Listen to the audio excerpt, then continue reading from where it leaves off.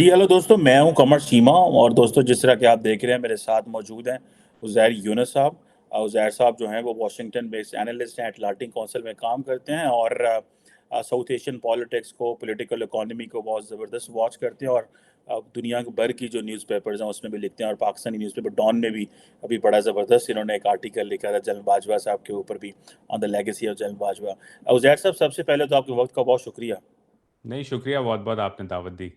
Thank you. ज़ाहिर साहब, political economy के हवाले से बात करनी है और पाकिस्तान में ये था कि जो जनरल बाजवा के जाने से और इमरान खान के जाने से और जो फॉर्मर डीजीआईएसआई फैज़ हमीद साहब के जाने से एक लग रहा था शायद कि वो जो पॉलिटिकल इकोनॉमी, हाइब्रिड रजीम और जो उस वक़्त था मिलके कि भाई ये जो इकोनॉमी को नॉन ट्रेडिशनल सिक्योरिटी पैराडाइम में ये ले आए थे कि जी फ़ौज इसको जो है वो देखेगी। आप क्या समझते हैं? बहुत सारे लोग बातें कर रहे हैं कि पाकिस्तान के डिफ़ॉल्ट करने के चांसेस ज़्यादा हैं और आप ये भी समझते हैं कि ये भी बातें हो रही हैं और ये प्रेशर डाला जा रहा है कि जो नए आर्मी चीफ हैं उन पे प्रेशर डालें कि पाकिस्तान डिफ़ॉल्ट कर जाएगा अगर आपने जल्दी इलेक्शंस ना करवाए।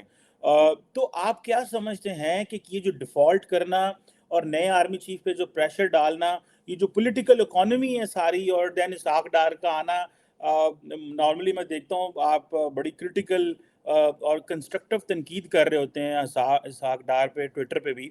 आप कैसे देखते हैं ये सारी जो डेवलपमेंट्स हैं रिसेंटली हुई हैं जी? जी, चीमा साहब देखिए डिफ़ॉल्ट पहले तो डेफ़िनिशन पे आ जाते हैं डिफ़ॉल्ट होता क्या है? हुँ, डिफ़ॉल्ट ये होता है जब एक मुल्क जिसने कर्ज़ों की अदायगी करनी हो या कर्ज़ों के ऊपर सूद की अदायगी करनी हो वो अदायगी ना कर सके क्योंकि वो कहे मेरे पास पैसे नहीं हैं आपको देने के लिए। पाकिस्तान का जो अदायगी होने वाली है दिसंबर के पहले हफ़्ते में 1 अरब डॉलर का सुकूक बॉन्ड है, उसकी अदायगी होनी है। स्टेट बैंक के पास इस वक़्त 8 अरब डॉलर के करीब रिज़र्व्स मौजूद हैं। तो अगर आप मोटी-मोटी बात भी करें तो 8 बिलियन के रिज़र्व्स हैं, 1 बिलियन आपने अदायगी करनी है और 500 मिलियन एआईआईबी से 2 दिन पहले आ गए हैं।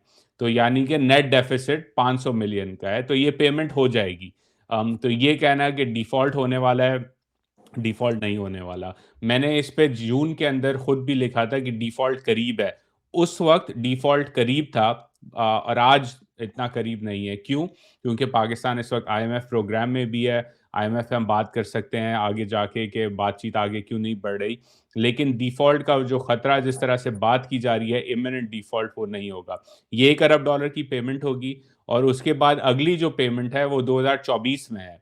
तो यानी कि पाकिस्तान के पास 12-18 महीने का एक वो है टाइमलाइन है जिस पे पेमेंट होनी है अगली। तो ये तो डिफ़ॉल्ट की बात हो गई। इसका मतलब कतई ये नहीं है कि मईशत जो है बिल्कुल ज़बरदस्त चल रही है। मईशत के अंदर बहुत मसले हैं। रिज़र्व्स भी इस वक़्त जो हैं 8 अरब के वो 5 हफ़्ते के इम्पोर्ट के बराबर हैं। यूजुअली एक मुस्तहकम मुल्क को, एक मुस्तहकम मईशत को 12 से 16 कम से कम हफ़्तों के रिज़र्व्स होना ज़रूरी हैं। होने चाहिए बेस्ट प्रैक्टिसेस के हिसाब से। तो हमारे तो काफ़ी पाकिस्तान के काफ़ी कम हैं इस वक़्त।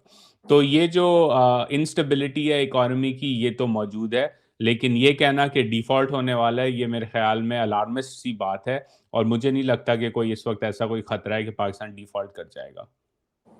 बिल्कुल ठीक है। अभी हाल ही में आई थिंक जो कि मईशत के वो हवाले से जो वज़ीर मुमलिकत बर ख़ज़ाना है, आयशा गौस पाशा ने भी इस पे बात की थी।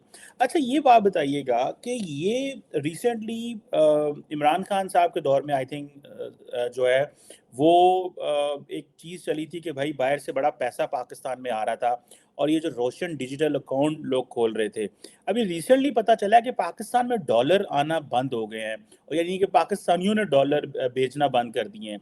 आप क्या समझते हैं इसकी क्या वजह है? लोगों का ट्रस्ट नहीं रहा, लोग समझते हैं कि पैसा इनसिक्योर है, पॉलिटिकल इंस्टेबिलिटी है, या आप क्या समझ रहे हैं? रिसेंटली हाल ही में इस हवाले से भी जो खबर आई थी, मैंने कहा आप ज़रा काइंडली हमें इस हवाले से बताएँ। जी, देखिए रोशन डिजिटल अकाउंट एक सक्सेसफुल मैकेनिज़्म था स्टेट बैंक का और इमरान खान की हुकूमत को इस पे क्रेडिट भी देना चाहिए कि उन्होंने जो है वो खुलवा के एक डॉलर इनफ्लो मुल्क में आया, ओवरसीज़ पाकिस्तानियों ने पैसे भेजे। अब उसके अंदर वो जो है क्या कहते हैं वो खैरात नहीं भेज रहे थे। وہ اس لیے بیچ رہے تھے، وہ پیسے ڈال رہے تھے اپنے، کیونکہ اس میں نفع کی جو شرح تھی وہ زیادہ تھی، 7% کے آس پاس آپ کو ڈالر پہ ملتا تھا. اگر آپ امریکہ میں، میں امریکہ میں ہوں اس وقت، اگر آپ پیسے اپنے ڈالنے جائیں کسی بینک کے اندر، تو مشکل سے آپ کو 2% بھی نہیں ملے گا سیونگز اکاؤنٹ میں. تو پاکستان 7% ڈالر، اسی ڈالر پہ 7% سود دے رہا تھا. تو اس لیے لوگوں نے ڈالے. اس کے ساتھ ساتھ اس پہ کچھ لوگوں نے ریسرچ بھی کی کہ کیونکہ مغرب کے اندر، امریکہ اور یورپ بالخصوص کے اندر، شرح سود جو ہے وہ صفر کے قریب تھی یا صفر تھی پینڈیمک کے اندر. تو امریکہ میں ڈالر جو ہے وہ ہر جگہ گھوم رہا تھا. اسے اکنامکس میں ریچ فار ییلڈ کہتے ہیں. ریچ فار ییلڈ یہ کہ آپ کو امریکہ میں ریٹرن اتنا ہائی نہیں مل رہا. ایمرجنگ مارکیٹس پاکستان ہو گیا، ویتنام ہو گیا، نائجیریا ہو گیا، مصر ہو گیا، وہاں آپ کو ییلڈ زیادہ مل رہا ہے. تو آپ امریکہ سے ڈالر لیں گے قرضے پہ 2%، 3% سود پہ، اور وہاں ڈالیں گے 7% پہ. تو اس کو لیوریج ٹریڈ کہتے ہیں یا کیری ٹریڈ کہا جاتا ہے اس کو. تو یہ بھی روشن ڈیجیٹل اکاؤنٹ میں ڈاکیومنٹڈ فیکٹ ہے کہ یہ لیوریج ٹریڈ ہو رہا تھا، پیسے اس طرح سے آ رہے تھے. اب ہوا یہ کہ پچھلے 6-8 مہینوں سے دنیا بھر کی سینٹرل بینکس، بالخصوص فیڈرل ریزرو یہاں امریکہ کے اندر اور یورپین سینٹرل بینک نے شرح سود بڑھانا شروع کی، کیونکہ مہنگائی کا جو ہے خطرہ بڑھ چکا تھا. مہنگائی کی شرح کافی تیزی سے بڑھ رہی تھی. تو جب انہوں نے پیسہ مہنگا کیا اپنا، تو آل آف اے سڈن جب آپ دنیا بھر میں دیکھیں گے، آپ کہیں گے کہ یار اگر مجھے امریکہ میں مفروضے پہ کہہ رہا ہوں 4% پہ اگر میں پیسے کما سکتا ہوں، رسک فری ریٹرن ہے، امریکی حکومت ٹریجری بانڈ میں مجھے اتنے پیسے دے رہی ہے، یا inflation back bonds and treasury کے وہ ابھی 8% کے آس پاس، اگر if my memory serves me right 8% کے آس پاس آپ پیسہ لے سکتے تھے اس پہ. تو اگر مجھے امریکہ سپوز کریں 5-6% پہ دے رہا ہے ریٹرن میرے ڈالر پہ، تو میں پاکستان میں کیوں 7% پہ پیسے ڈالوں گا؟ کیونکہ پاکستان میں ویسے ہی ہم نے بات کی، ڈیفالٹ کی لوگ بات کر رہے ہیں، ریزروز کم ہیں، عدم استحکام میں سیاسی یہ سب ہے. تو اس وجہ سے ریورسل ہوا. یہ ایک وجہ ہے. دوسری وجہ جو آپ نے ریمیٹنسز کی بات کی، آج ہی بلومبرگ کی رپورٹ ہے کہ پاکستان اور بنگلہ دیش میں جو ریمیٹنسز ہیں وہ کم ہوئے ہیں.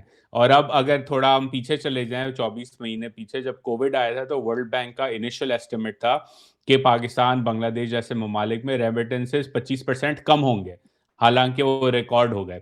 بعد میں معلوم ہوا، ریسرچ جب لوگوں نے کی، کہ بڑھے اس لیے تھے کیونکہ حوالہ ہنڈی، کیونکہ پلین کا آنا جانا بند ہو چکا تھا. تو جو لوگ ہمارے ساتھ جو ہیں کہہ دیتے ہیں کہ میری اماں کے لیے $2000 لے جاؤ، دادی کو 500 دینے ہیں، ان کو دینے ہیں، تو ہم لے جاتے تھے.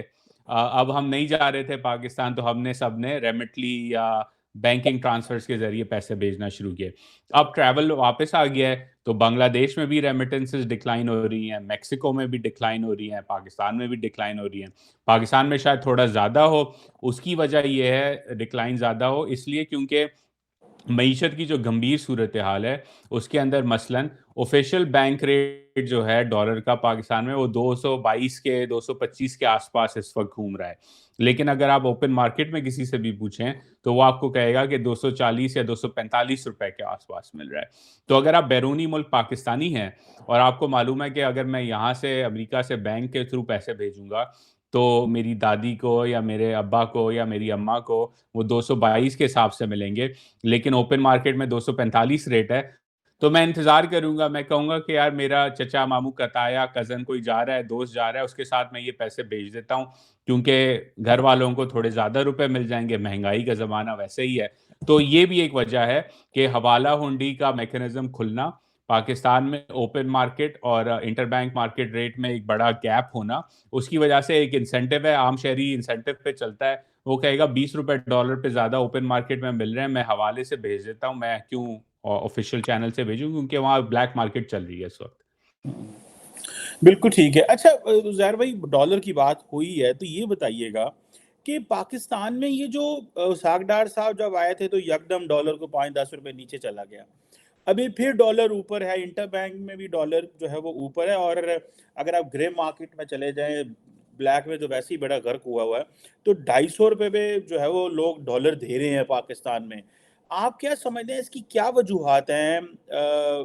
اس کی مطلب وہ جو جو ڈار فیکٹر تھا، وہ اس نے کوئی ڈر بھی نہیں ڈالا. وہ شروع میں تو یہ لگا کہ جناب ڈار صاحب آ گئے ہیں، پتہ نہیں سب کچھ سیدھا ہو جائے گا. سنا کچھ بینکوں نے بھی بڑی پروفٹنگ وغیرہ کی. تو یہ بتائیے گا ڈالر پہ ابھی تک کتنا کیوں پریشر ہے، کہ ابھی تک وہ مارکیٹ میں مل بھی نہیں رہا. ابھی کچھ دوست آئے جو ہیں وہ ٹریول کر رہے تھے, تو وہ کہہ رہے تھے اسلام آباد کی جو ایکسچینج کمپنی وہاں وہ کوئی پیسہ نہیں پڑا ہوا, اور اگر جائیں گے لینے تو پہلے پاسپورٹ دیں, ویزا دیں, یہ کریں وہ کریں. سو یہ کیوں پریشر ہے ڈالر کے اوپر, آپ کیا سمجھتے ہیں؟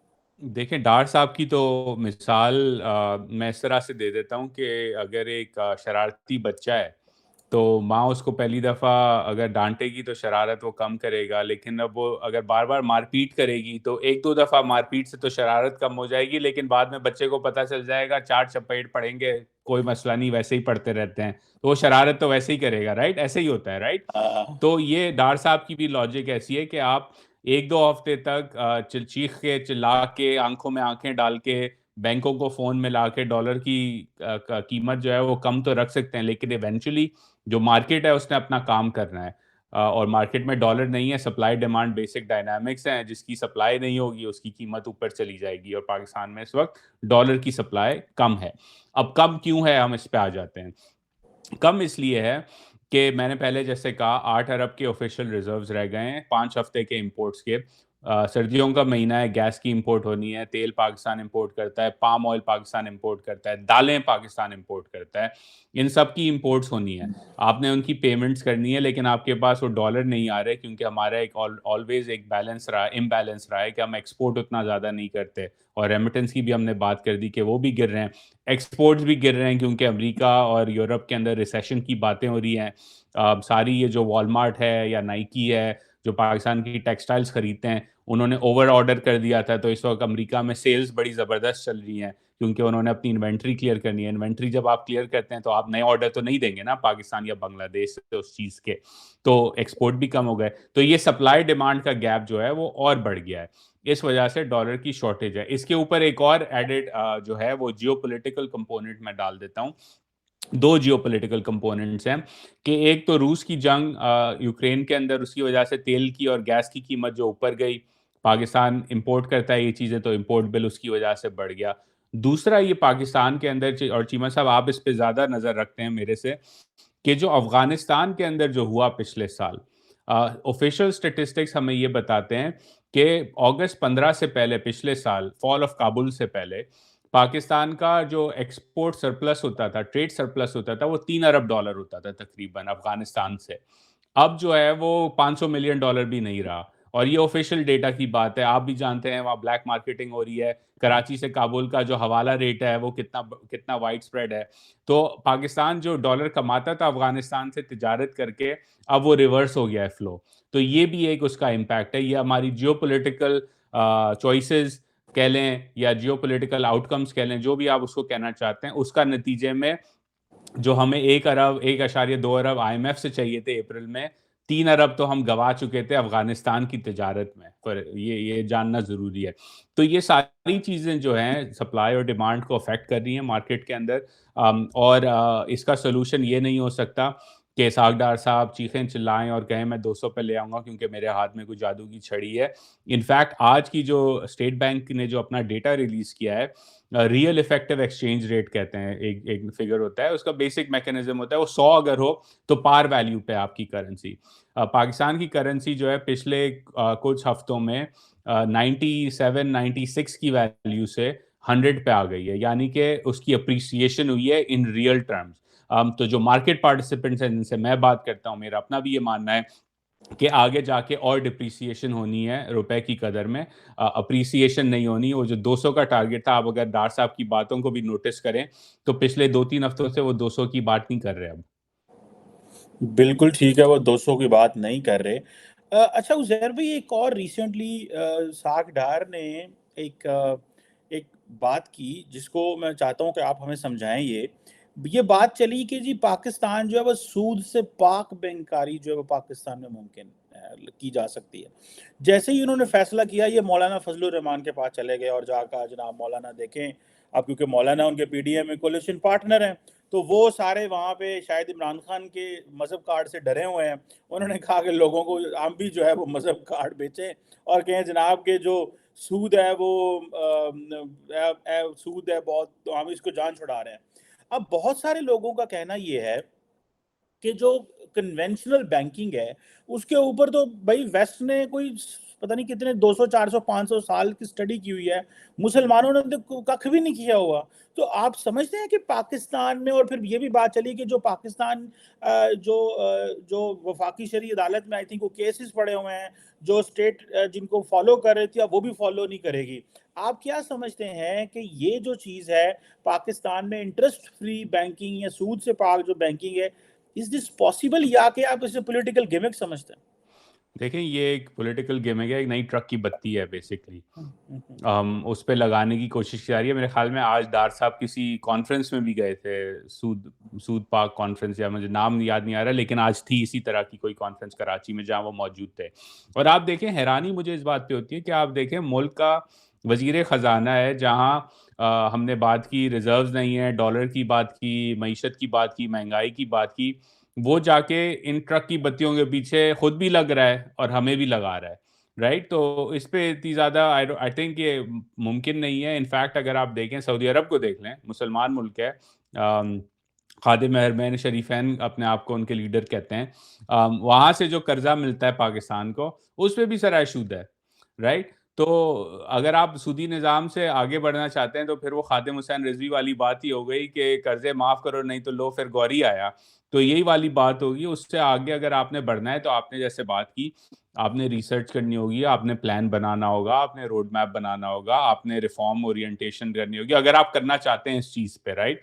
मुमकिन है या नहीं, उस पे तो अलग बात है। पहले आप रोड मैप पे तो काम करें। तो ये कह देना कि हम ये कर देंगे और ये हो जाएगा, ये अजीब-सी बात है। और मेरे ख़्याल में ये सिर्फ़ वही है कि खान साहब अगर रिलिजन कार्ड चला रहे हैं, तो हमने भी कोई नया रिलिजन कार्ड चलाना है। तो उनके मॉडल जो है वो मर्सिडीज़ का मॉडल है, तो अब हम लेक्सस वाला जो है ट्रक की बत्ती लगाएँगे और उस पे अवाम को लगाने की कोशिश करेंगे। चलेगा नहीं और ये बिकेगा नहीं है। मुझे लगता है पाकिस्तान की अवाम में भी इतना शऊर है कि उन्हें मालूम है ये सब बातें करने की हैं। बिल्कुल ठीक है। अच्छा उज़ैर भाई, एक बात बताइएगा कि ये बिल्कुल सही कहा आपने, कि अभी रिसेंटली मैं देख रहा था कि कोई शायद यूएन की एक रिपोर्ट आई थी जिसमें ये बात हुई कि कोई तकरीबन दुनिया के 54 जो मुल्क हैं, ममालिक हैं, उनको कर्ज़ों से जो है उनको छुटकारा चाहिए। और शायद जो 54 मुल्क हैं, ये दुनिया की आधी से ज़्यादा आबादी हैं। उसमें ज़ाहिर बात है पाकिस्तान भी है और भी दुनिया के बहुत सारे मुल्क हैं। ये जो पाकिस्तान ने रिसेंटली, इमरान खान ने खास तौर पे मेरा ख्याल है ये शुरू किया था कि हमें ये डेट जो है वो इनसे निकाला जाए, माफ़ी तलाफ़ी की जाए। आप क्या समझते हैं, पाकिस्तान इसमें कोई रिलीफ लेगा, या इंटरनेशनल कम्युनिटी पोस्ट कोविड ये जो क्राइसिस हुआ और फिर सप्लाई चेन के ये जो इश्यूज़ हैं, फिर और ये सारा कुछ, आप क्या समझते हैं कि पाकिस्तान को ये कर्ज़ों, क्योंकि हमारा असल प्रॉब्लम तो डेट सर्विसिंग है ना, मतलब हमारा अगर 6 ट्रिलियन या 6.4 ट्रिलियन जितना भी इकट्ठा होता है, 3-4 ट्रिलियन तो डेट में चला गया, 1.5 ट्रिलियन डिफेंस पे चला गया, तो पीछे तो वेले रह गया मुल्क। तो ये जो डेट सर्विसिंग है, इसमें आप समझते हैं कि दुनिया, ये जो यूएन की रिपोर्ट भी आई है, इंटरनेशनल कम्युनिटी इसमें कोई माफ़ी तलाफ़ी कर सकती है और पाकिस्तान को माफ़ी मिल सकती है इन कर्ज़ों से? देखिए, बड़ा मुश्किल होगा। और ये पाकिस्तान को माफ़ी 9/11 के बाद पेरिस क्लब से मिली थी, रिस्ट्रक्चरिंग हुई थी बहुत बड़ी डेट की पाकिस्तान की। इसकी अगेन मिसाल जो है वो ये है कि आप अगर मिठाई की दुकान पे 1 किलो मिठाई खा लें और बाद में डॉक्टर आपका इलाज कर दे, लेकिन अगर आप फिर वापस उसी मिठाई की दुकान में जाएँगे, तो फिर बात तो नहीं बनी ना, जो असल गोल था वो आपने नहीं अकॉम्प्लिश किया। पाकिस्तान का भी ये मसला है कि ये जो डेट का मसला है, कर्ज़े का जो मसला है, ये एक सिम्पटम है डिज़ीज़ का। वो डिज़ीज़ आपकी मईशत के अंदर स्ट्रक्चरल फ्लॉज़ हैं, कि अगर कल कोई ज़ीरो कर भी दे आपका डेट, ठीक है ना? तो 10 साल के अंदर फिर आप उसी मौके पे, उसी उसी कटघरे पे खड़े हो जाएँगे कि हमें वापस रिस्ट्रक्चरिंग दो, क्योंकि आपकी मईशत के अंदर आपके खर्चे ज़्यादा हैं और आपकी आमदनी कम है। तो मैं उसको ज़ीरो भी कर दूँ तो फ्लो वापस हो जाएगा। ये इसकी अगेन डोमेस्टिक एग्ज़ाम्पल ये है इस कर्ज़े की, कि आपको शायद याद हो, आपके नाज़रीन को भी याद हो, 2013 में जब नवाज़ शरीफ साहब की हुकूमत आई और इसहाक डार वज़ीर ख़ज़ाना वापस बने, तो उन्होंने सर्कुलर डेट माफ़ किया था। माफ़ नहीं किया था, बॉन्ड्स इश्यू करके उसको ज़ीरो कर दिया था। कोई 300 अरब रुपए का सर्कुलर डेट था बिजली के सेक्टर के अंदर। उन्होंने उसको ज़ीरो किया, लेकिन ज़ीरो करने के बाद आपने कुछ रिफ़ॉर्म्स करने थे कि जो वजूहात की बिना पे वो कर्ज़ा चढ़ा था, गर्दिशी कर्ज़ा, उसको ख़त्म करने के लिए, वो नहीं किए। तो आज गर्दिशी कर्ज़ा जो है उसी पावर सेक्टर के अंदर 2500 अरब रुपए है। 2,500 2.5 ट्रिलियन रुपीस से ज़्यादा है, क्योंकि आपने वो काम नहीं किया। इसी तरह आप अगर दुनिया से रिस्ट्रक्चरिंग करवा भी लें, तो ये मसला होगा। उसके अंदर एक और कॉम्प्लिकेशन है। कॉम्प्लिकेशन ये है कि जब आप कहते हैं कि हमें कर्ज़ों की रिस्ट्रक्चरिंग करनी है इंटरनेशनल कम्युनिटी से, तो 30% of Pakistan's debt is owed to China, और ये जियोपॉलिटिकल मसला बन चुका है। ज़ाम्बिया में हमें ये नज़र आ रहा है, हमें बाकी ममालिक में नज़र आ रहा है कि IMF, world bank, Paris club वगैरह कह रहे हैं कि ठीक है, अगर आपको रिस्ट्रक्चरिंग चाहिए, तो फिर आप चीन से भी उसी टर्म्स पे रिस्ट्रक्चरिंग करवाएँ, और चीन ये करने को राज़ी नहीं है। तो दुनिया तो ये कहेगी कि जी, अगर आपके ख़ानदान के लोग ही अपना कर्ज़ा रिस्ट्रक्चर नहीं कर रहे, पाकिस्तान का सबसे करीबी दोस्त चीन है, तो बाकी क्यों करेंगे बाज़ार के अंदर? तो ये एक और कॉम्प्लिकेटिंग फैक्टर भी है इसके अंदर कि आप रिस्ट्रक्चरिंग अगर हाँ भी मनवा लें, तो वो पहले आपने चीन से उस बात को मनवाना है, उसके बाद आगे बात होगी। बिल्कुल ठीक है। आखिरी एक आधा सवाल करना चाहता हूँ मैं आपसे ज़हर भाई, ये अभी ये जो कॉप 26 की जो मीटिंग हुई, तो उसमें ये बातें भी हुई कि जो कर्ज़े हैं वो पाकिस्तान, इंटरनेशनल कम्युनिटी को पाकिस्तान को पैसे देने चाहिए। आपने भी, मैंने एक रिपोर्ट देखी थी, कोई तखमीना लगाया था कि कितना को पाकिस्तान को नुकसान हुआ है, लेकिन बहुत सारी जो हुकूमत पाकिस्तान ने भी शायद कोई तखमीना लगाया कि $30 बिलियन के करीब हमारा नुकसान हुआ, जिसमें कोई $15 बिलियन जो है वो रिकन्स्ट्रक्शन के लिए, और कोई 15 से भी ज़्यादा बिलियन डॉलर जो है वो जो इक़्तिसादियात, जो इकोनॉमिक लॉस हुआ है। आप क्या समझते हैं कि पाकिस्तान ये, और ख़ास तौर पे पाकिस्तान ये बात कर रहा है कि जी ग्लोबल साउथ के जो मुल्क हैं वहाँ पे हालात ऐसे, और हम छोटा मुल्क थे, हमारे 1/3 हिस्सा जो है वो नीचे डूब गया और इस तरह हो गया। इंटरनेशनल कम्युनिटी पाकिस्तान को इस मद में कोई कर्जा देगी, जबकि नॉर्मली हमारा जो बिहेवियर ये रहा है कि हम फॉरेन डायरेक्ट इन्वेस्टमेंट हो, जो एड हो, इधर-उधर हो, वो पॉलिटिकल बेनिफिट्स के लिए पॉलिटिशियंस लगा देते हैं। और जब अगले साल इलेक्शन आ रहे हैं, और अभी आईएमएफ ने भी रिसेंटली, मैं जो पढ़ रहा था कि आईएमएफ ने कहा है कि भाई आप हमारे साथ प्लान तो शेयर करें, आपका क्या प्लान है, तो फिर हम आपको देंगे।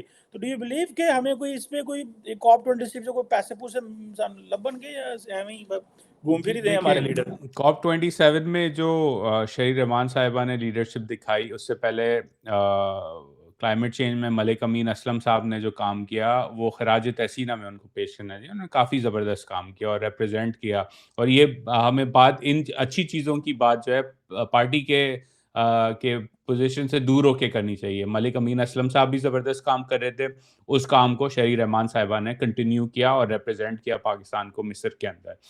तो ये लॉस एंड डैमेज का जो है, मेरा मानना ये है कि ये वेस्ट की, बिलखुसूस अमेरिका और यूरोप की मॉरल रिस्पॉन्सिबिलिटी है पाकिस्तान जैसे ममालिक की मदद करना, क्योंकि जो क्लाइमेट चेंज की कैटास्ट्रफी है, आज पाकिस्तान का 1/3 डूबा है, कल खुदा ना करे भारत का डूब जाएगा, बांग्लादेश का डूब जाएगा, अफ्रीका में ममालिक का डूब जाएगा, मिस्र में पानी ख़त्म हो जाएगा।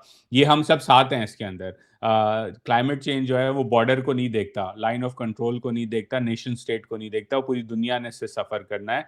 तो जिन ममालिक जिन्होंने सबसे ज़्यादा कंट्रीब्यूट किया है इस कैटास्ट्रफी के लिए, उनकी एक मॉरल रिस्पॉन्सिबिलिटी है। लेकिन आप जैसे जानते हैं, आईआर जो लोग आपके ऑडियंस में पढ़ते हैं, वो जानते हैं जो है इंटरनेशनल पॉलिटिक्स जो है वो मॉरल्स पे बात में चलती है, असल में नहीं चलती, राइट? बातें तो अच्छी हो जाती हैं। तो अब बात हो जाती है, आपने उसकी डिप्लोमेसी कैसे चलानी है, ग्लोबल साउथ को अलाइन कैसे करना है, बात कैसे करनी है, प्रपोजल्स क्या देने हैं। तो आई थिंक इस पे काफ़ी काम होना चाहिए, और ये वक्त लगेगा इन पैसों का हासिल हासिल होने में। कुछ प्रोग्रेस हुआ है, विच इज़ गुड। दूसरी चीज़ इसके अंदर चीमा साहब ये है कि एक सवाल पाकिस्तान के अंदर भी होना चाहिए। पाकिस्तान के अंदर ये सवाल होना चाहिए कि जैसे हमने एस्टिमेट किया, मैंने और अमार खान ने, कि तकरीबन $30 अरब के आसपास का loss and damage and reconstruction cost है। Pakistan according to the UNDP साल के $17 अरब अपने अशराफिया को देता है। ठीक है, अब मैं ये नहीं कह रहा कि आप उसको ज़ीरो कर दें, लेकिन पाकिस्तान के अंदर भी एक कॉन्वर्सेशन होनी चाहिए कि भाई, अगर $30 अरब का नुकसान हुआ है, हमारे शहरियों का, गरीब तरीन शहरियों का नुकसान हुआ है, ये अमीरों का नहीं हुआ, लाहौर, इस्लामाबाद और कराची में ये नुकसान नहीं हुआ, ٹھیک ہے نا؟ یہ بلوچستان کے دیہاتوں میں، سندھ کے دیہاتوں میں، خیبر پختونخوا کے دیہاتوں میں نقصان ہوا ہے، تو 17.5 میں سے 5 ارب تو سال کے دے دو ان بیچاروں کو۔ اگر آپ وہ نہیں دیتے تو دنیا بھی یہ دیکھے گی کہ کہے گی کہ بھائی 17.5 ارب تو آپ اپنے اشرافیہ کو دینا ہے، آپ نے اپنے لوگوں کو کتنا دیا جن کے ساتھ یہ برا حال ہوا ہے، رائٹ؟ تو یہ ایک ہماری اندر کی بھی مورل رسپانسبلٹی ہے ہماری اشرافیہ کی کہ وہ مدد کرے لوگوں کی۔ آخری بات اس کے اندر آئی ایم ایف کی جو آپ نے بات کی، یہ آئی ایم ایف کا بھی بالکل یہی پش بیک ہے کہ پہلی بات تو یہ جو آپ ایسٹیمیٹ کر رہے ہیں یہ اتنا کریڈیبل نہیں ہے from the public reporting that I read, یہ ایک ڈسپیوٹ ہے آئی ایم ایف اور حکومت پاکستان کا۔ اور دوسرا یہ کہ آپ لگائیں گے کس چیز پہ، کیونکہ دیکھیں نا اگر آپ نے وہی اورنج لائن پہ 3 ارب کا قرضہ لے کے لگانا ہے تو یہ تو سیلابی کام تو نہیں ہوا، لیکن ہاں اگر آپ نے سندھ کے اندر ہاریوں کو کراپ انشورنس دینا ہے اور اس کے لیے آپ کو 1 ارب ڈالر کی امداد چاہیے تو وہ پھر ایک کانورزیشن بنتی ہے۔ تو اگین یہ پاکستان کے اوپر ہے کہ وہ اچھے پروپوزلز بنائے، اچھے پروجیکٹس امپلیمنٹ کرے، اپنے لوگوں کی بھلائی کا سوچے۔ ایسا نہ ہو کہ ایک بار پھر وہی ہم نے خرچہ کیا سی پیک کرتے ہوئے اور 4 سال بعد پتہ چلا کہ اوہو قرضہ بڑا بڑھ گیا، اب کچھ کرنا پڑے گا۔ بالکل صحیح کہہ رہے ہیں، اور عوام کے لیے بھی سوچیں، اور یہ جو اشرافیہ پہ جو آپ نے بالکل صحیح کہا، یہ جو پیسہ لگتا ہے اس کو، وہ ہمارے وہاں محاورہ چلتا ہے کہ جو ہمیں دینے آتے ہیں وہ ان کو ایسے لگتا ہے جیسے یہ دینے والے ہیں اور ہم لینے والے ہیں، جو ہماری لیڈرشپ کا جو طور طریقے، پروٹوکول، گاڑیاں، گنز، اور یہ اس طرح سارا کچھ ہے۔